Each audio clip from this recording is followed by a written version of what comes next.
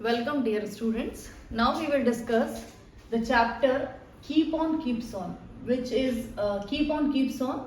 This chapter, this lessons come in the VING chapter. Okay, तो इस chapter का एक lesson आज हम ले रहे हैं, that is Keep on Keeps on, है ना. Let's discuss the ID. इसकी हिंदी आईडी क्या होगी जिससे आप इसको इजीली आइडेंटिफाई कर सकते हैं. दैट इज करता रहता है, करती रहती है और करते रहते हैं. I am not written here but आपको पता है हमारी हिंदी में हम जेंडर के अकॉर्डिंग यूज करते हैं ना. करता रहता है, करती रहती है, करते रहते हैं, तो आप उस अकॉर्डिंग इसको ले लीजिए. Now the structure positive, negative, confirmatory and confirmatory negative, है ना. इन चार स्ट्रक्चर्स में हम अपने पैटर्न को लर्न कर रहे हैं, सीख रहे हैं. Subject plus keep on keeps on plus VING plus object, that is positive, है ना.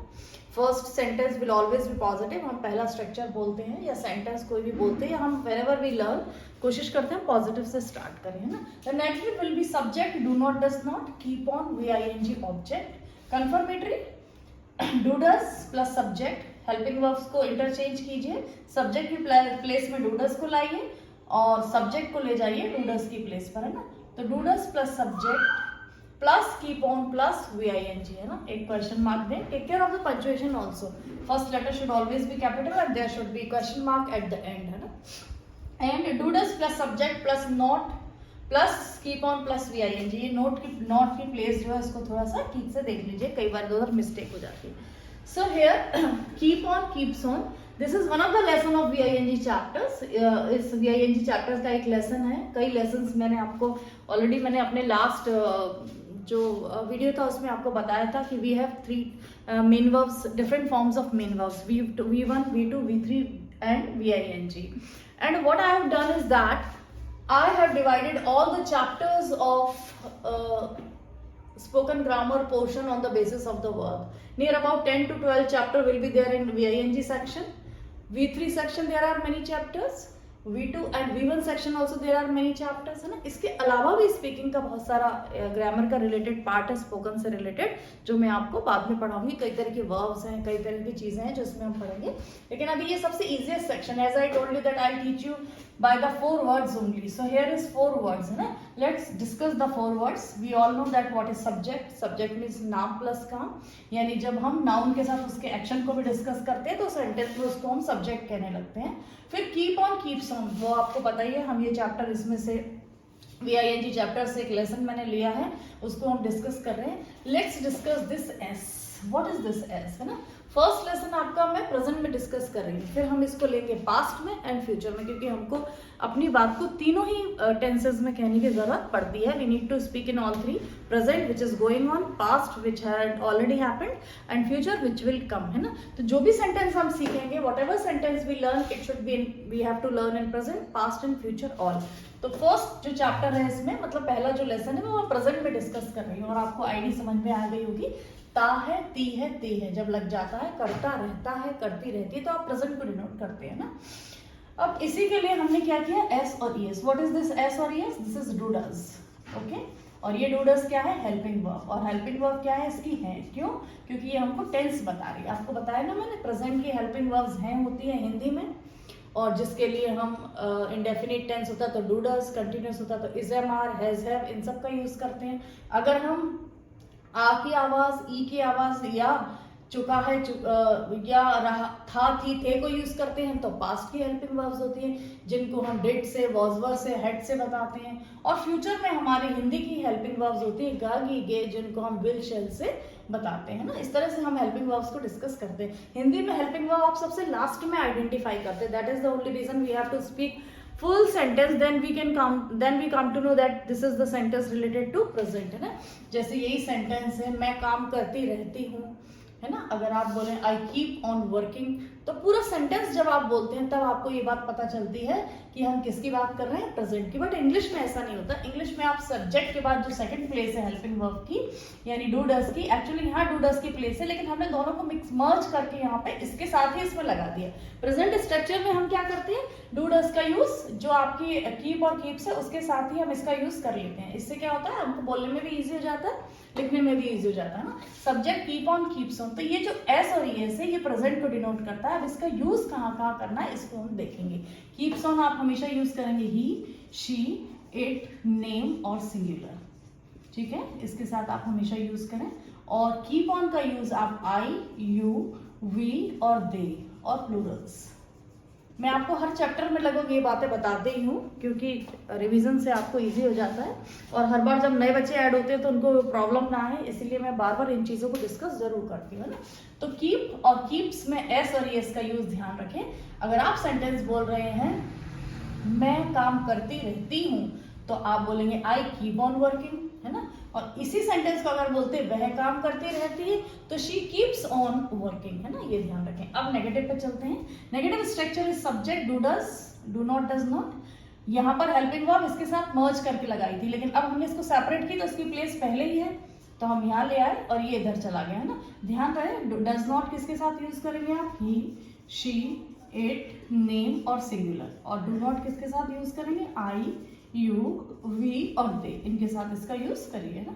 और आपको पता है जब हमने एस और एस यहाँ यूज कर लिया तो आपको इधर आप फिर कुछ और यूज करने की जरूरत नहीं है, इसको ओरिजिनल फॉर्म में कीप ऑन में ही लेके आ जाइए, प्लस वी प्लस ऑब्जेक्ट, ये आपका नेगेटिव हो गया, है ना। स्ट्रक्चर देखिए कंफर्मेटरी मैंने आपको पहले भी I told you how to make this confirmatory.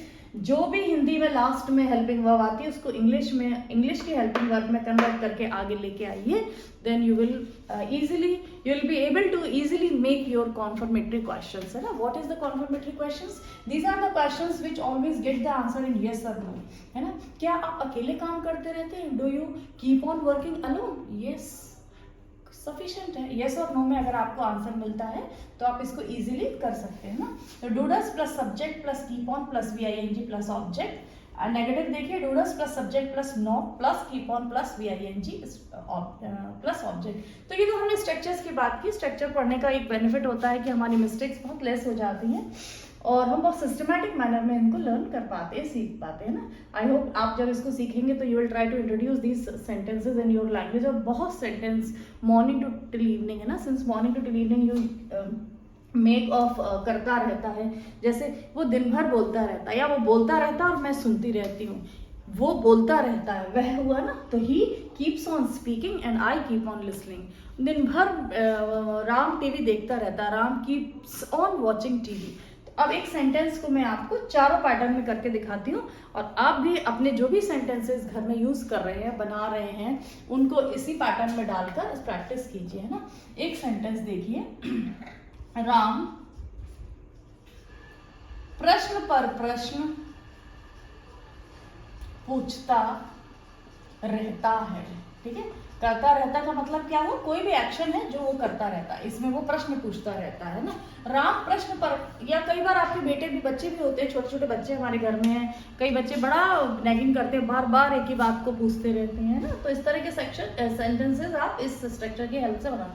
Ram प्रश्न पर प्रश्न पूछता रहता है, राम सिंगुलर है तो राम कीप्स ऑन आस्किंग। आप बोलेंगे मैडम हम कैसे पहचाने कि किसको वर्ब में कन्वर्ट करें, तो मैं आपको एक बार फिर से बता देती हूँ। हिंदी में जो मेन वर्ब होती है उसके लास्ट में आपको ना मिलेगा, है ना।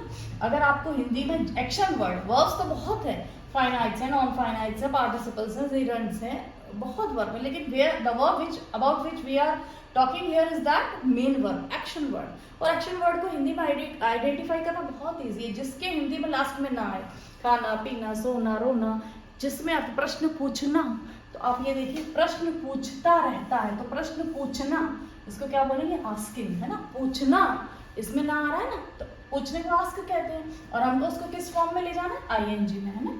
तो सब्जेक्ट क्या है हमारा, राम कीप्स ऑन आस्किंग, प्रश्न पूछना, है ना। तो ये पूछना जिसमें ना लग जाए वो मेन वर्ब है।